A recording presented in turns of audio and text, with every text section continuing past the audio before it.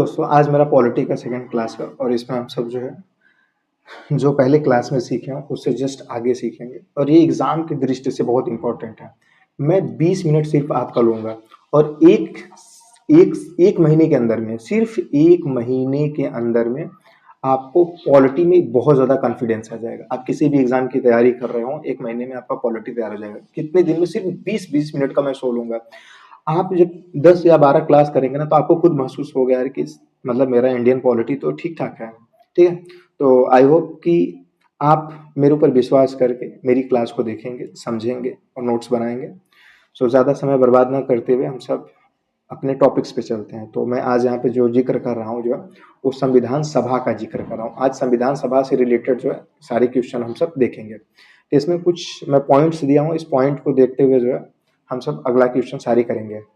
तो पहला यहाँ पे है कि 9 दिसंबर 1946 को संविधान सभा की प्रथम बैठक हुई थी और इस प्रथम बैठक में डॉक्टर सच्चिदानंद सिन्हा को अस्थायी अध्यक्ष के रूप में चुना गया और जस्ट 2 दिन बाद, अर्थात ये जब 9 दिसंबर की खबर है और जब हम सिर्फ 11 दिसंबर की खबर पढ़ते हैं 1946 का, तो उसमें डॉक्टर राजेंद्र प्रसाद को संविधान सभा का अस्थायी अध्यक्ष के रूप में चुनाव होता है। ठीक है, संविधान निर्माण का आरंभ, ध्यान से समझ लेना कि संविधान निर्माण का आरंभ 13 दिसंबर 1946 को पंडित जवाहरलाल नेहरू द्वारा लाए गए उद्देश्य प्रस्ताव से शुरू होता है और इसको स्वीकार कब किया गया प्रस्ताव को? तो 22 जनवरी 1946 को सर्वसम्मति से, सबके सहमति से क्या किया गया था? स्वीकार किया गया था। और हमारा जो भारतीय संविधान है 26 नवंबर 1949 को ही क्या हुआ था? बन के तैयार हो गया था, अंगीकृत हो गया था, एडॉप्ट हो गया था। लेकिन लागू कब किया गया था? तो 26 जनवरी 1950 को ये पूर्ण रूप से लागू हो गया था। ठीक है, आई होप कि ये स्लाइड समझ में आई हो और इससे रिलेटेड सारी क्वेश्चन हम सब देखेंगे। भारत के संविधान सभा की पहली बैठक कब हुई थी? जी हाँ, भारत के संविधान सभा की जो पहली बैठक है ये हुई थी आपकी 9 दिसंबर 9 दिसंबर 1946 ईस्वी को हुई थी और इस दिन आपके डॉक्टर सच्चिदानंद सिन्हा, क्या मैं बोल रहा हूँ? डॉक्टर सच्चिदानंद सिन्हा को अस्थायी अध्यक्ष के रूप में चुना गया। किसके अस्थायी अध्यक्ष के रूप में? संविधान सभा के अस्थायी अध्यक्ष के रूप में चुना गया था। ठीक है, और जस्ट इसके 2 दिन बाद, मतलब 9 के जस्ट 2 दिन बाद आप देखेंगे 11 दिसंबर को, मैं किसकी बात कर रहा हूँ? मैं बात कर रहा हूँ 11 दिसंबर को। 11 दिसंबर को डॉक्टर राजेंद्र प्रसाद को अस्थाई अध्यक्ष चुन लिया गया। ये तो अस्थाई थे, अस्थाई अध्यक्ष चुन लिया गया। किस चीज का? तो संविधान सभा का। आई होप कि आपको अच्छे से ये चीजें समझ में आ रही हो। ठीक है, और उसी एक्साइटमेंट से मैं पढ़ा भी रहा हूँ। भारतीय संविधान का प्रथम प्रारूप किसके द्वारा तैयार किया गया था? मैं जस्ट वही बता कि प्रथम प्रारूप, प्रथम बैठक नहीं बोल रहा है, संविधान सभा का प्रथम प्रारूप किसके द्वारा तैयार किया गया था? लाया गया था या नहीं दिख रहा? तैयार किया गया था। तो ये जो तैयार किया गया था तो ये सर बी एन राव द्वारा किया गया था। क्या बोलोगे आप? सर बी एन राव द्वारा तैयार किया गया था। ठीक है, आई होप कि आपको समझ में ये बहुत अच्छे से आ रही हो। संविधान सभा का अस्थाई अध्यक्ष किसे चुना गया? किस चीज का? संविधान सभा का। क्या? अस्थाई सदस्य। तो ये थे, आपको पहले ही याद है, डॉक्टर राजेंद्र प्रसाद। ठीक है, चलते हैं हम सब अगले प्रश्न की तरफ। संविधान सभा में पंडित नेहरू द्वारा उद्देश्य प्रस्ताव कब प्रस्तुत किया गया था? वही मैं बता कि अस्थाई अध्यक्ष आपका 11 दिसंबर को डॉक्टर राजेंद्र प्रसाद को बनाया गया था। ठीक है, और इसके जस्ट 2 दिन बाद 13 दिसंबर को, कितने दिसंबर को?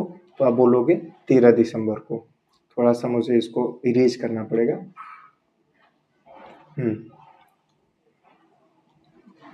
13 दिसंबर को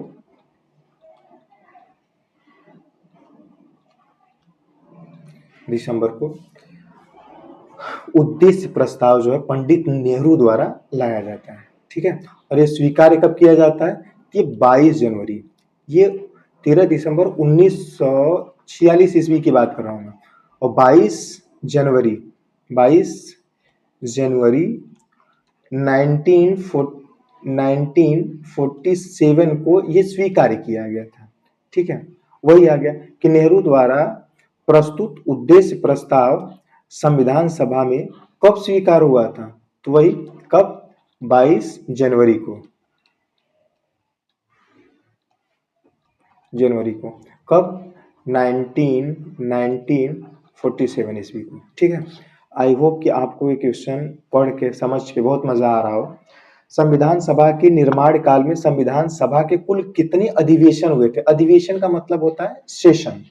कितने सेशन हुए थे? ठीक है, तो ये टोटल 11 सेशन हुए थे। तो कितना बताओगे आप? टोटल 11 सेशन हुए थे। अगर समय की बात करेगा तो 12 दिन कम लगा था। कितने में? ये लगा था आपका 3 ईयर में। तो टोटल समय कितना हो जाएगा? ये हो जाएगा 2 साल, मतलब 2 ईयर 11 मंथ 80 डेज, ठीक है, 18 डेज। ये आपका संविधान निर्माण में टोटल समय लगा था। संविधान सभा की प्रथम बैठक की अध्यक्षता किसने की थी? वही है कि प्रथम बैठक की अध्यक्षता और अस्थायी सदस्य कौन थे? तो ये थे जो है आपका डॉक्टर सच्चिदानंद सिन्हा, ठीक है, डॉक्टर सच्चिदानंद सिन्हा ये अस्थायी अध्यक्ष थे। और उन्हीं के अध्यक्षता में जो है संविधान सभा की पहली बैठक होती है। और कब होती है? रट लो एकदम से, कब होती है? तो 9 दिसंबर को होती है, 1946 ईस्वी को हुई थी, ठीक है। भारत का संविधान कब स्वीकार्य किया गया था? तो ये स्वीकार्य कब किया गया? तो ध्यान से समझ लेना, एडॉप्ट कब किया गया था? तो ये स्वीकार्य हुआ था 26 नवंबर 1949 को, 1949 ईस्वी को, ठीक है। और जब लागू की बात करें, भारतीय संविधान पूर्णतः लागू कब हुआ था? तो लागू के लिए जस्ट 2 महीने बाद, आपका 26 जनवरी 1950 को हुआ था, ठीक है। 26 नवंबर 1949 को भारतीय संविधान किसके द्वारा अधिनियमित किया गया था? अधिनियमित किया गया था। तो जब अधिनियमित की बात आएगी तो आप बताओगे संविधान सभा के द्वारा। क्या बोलोगे? संविधान सभा के द्वारा, सभा के द्वारा, ठीक है। आई होप कि आपको ये क्वेश्चन अच्छे से समझ में आ रही। जनगण मन को भारत के राष्ट्रगान के रूप में कब अपनाया गया था? ये क्वेश्चन थोड़ा सा गलत लिखा है, इस चीज को मॉडिफाई कर लेना आप।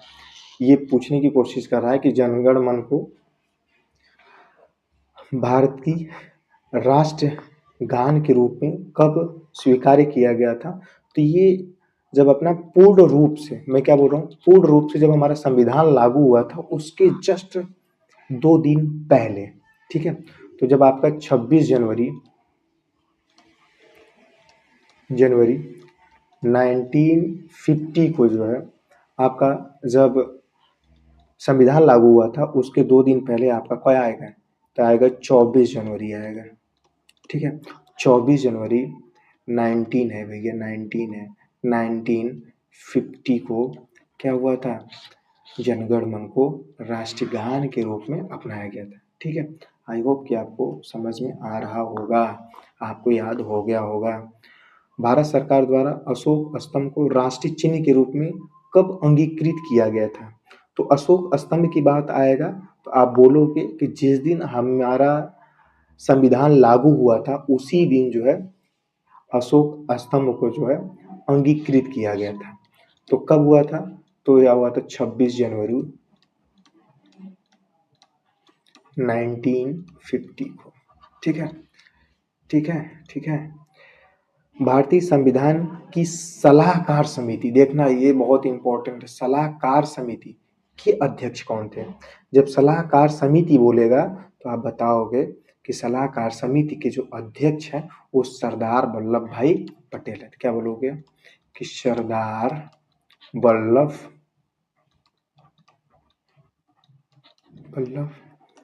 भाई पटेल। ठीक है, सरदार वल्लभ भाई पटेल है। ठीक है,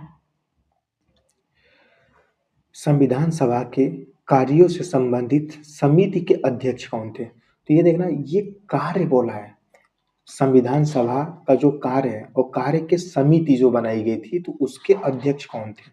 ठीक है, तो जो उसके अध्यक्ष थे वो थे जी वी मावलंकर। ठीक है, आई होप कि आपको ये क्वेश्चन याद होगा।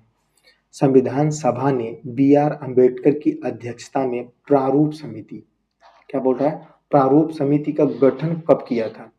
तो बी.आर. अम्बेडकर की अध्यक्षता में प्रारूप समिति का जो गठन हुआ था वो हुआ था 29 अगस्त को। क्या बोलोगे आप? 29 अगस्त को। कब? 1947 ईस्वी में। ठीक है, तो बी.आर. अम्बेडकर के अध्यक्षता में प्रारूप समिति का जो गठन हुआ था वो 29 अगस्त 1946 ईस्वी को हुआ था। ठीक है, और आई होप कि आपको समझ में आ रही हो। Doctor B R. अम्बेडकर का संविधान सभा में निर्वाचन किस प्रेसिडेंसी बोलोगे आप?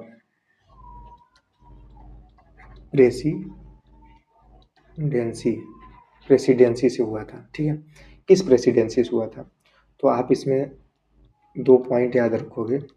जो पहली बार हुआ था, पहली बार तो ये बंगाल से थे, ये बंगाल प्रेसिडेंसी थे, बंगाल प्रेसिडेंसी से थे,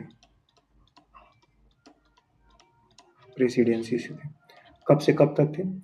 तो ये 1946 से 1947 ईस्वी तक थे, और उसके जस्ट बाद ये आ जाते हैं क्या, बम्बई, मुंबई, बॉम्बे नहीं होता है उसमें, बम्बई था, बम्बई प्रेसिडेंसी था इनका, प्रेसिडेंसी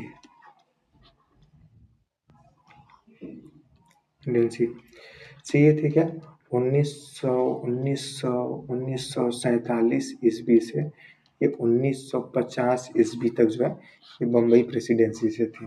ठीक है, अब हम सब आते हैं कि जो प्रमुख समितियां बनाई गई थी, तो ये संघ शक्ति समिति के जो अध्यक्ष थे वो पंडित जवाहरलाल नेहरू थे।